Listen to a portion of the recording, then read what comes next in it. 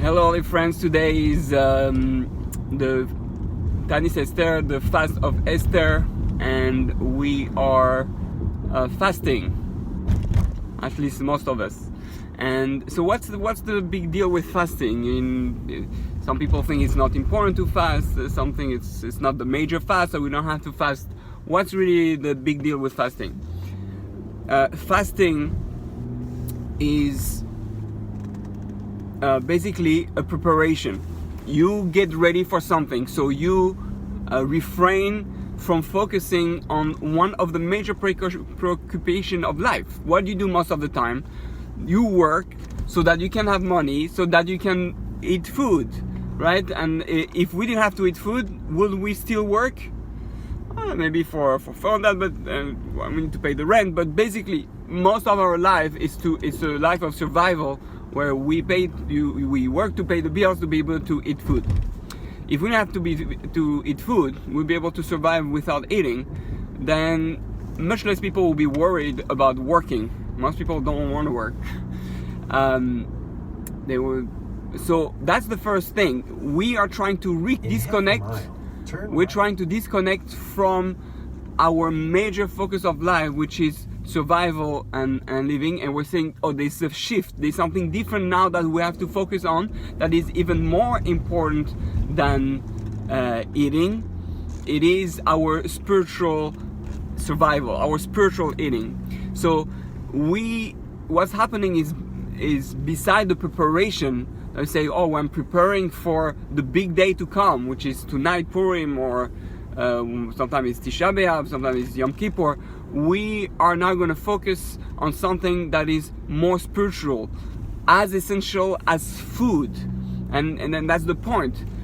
During the day, each time I feel hungry, why you feel hungry? Because there's something you need for yourself. It's a necessity.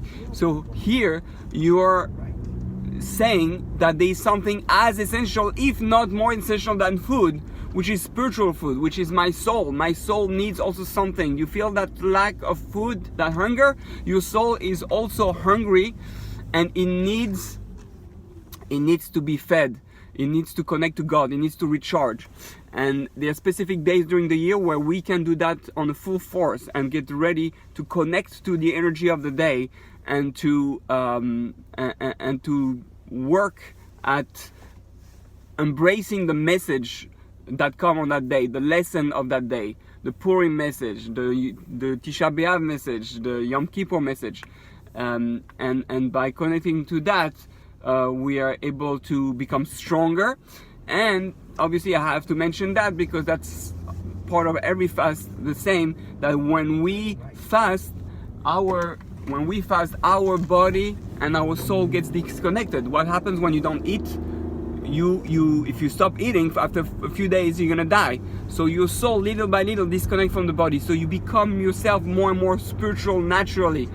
The soul becomes more energified, and you start having more pure thoughts, purer thoughts,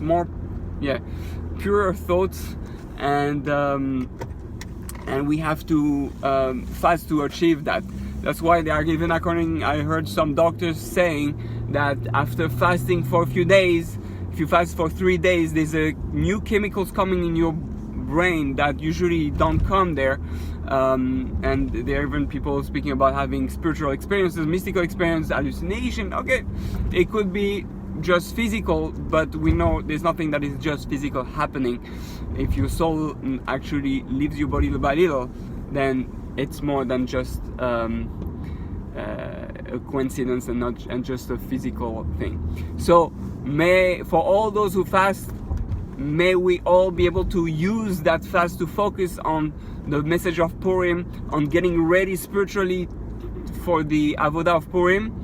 And please be careful after the fast. Don't drink alcohol right after the fast. It's gonna get to your head, and you're not gonna have the Purim you want to have, which is a real spiritual Purim. All right, and have a meaningful, very meaningful fast.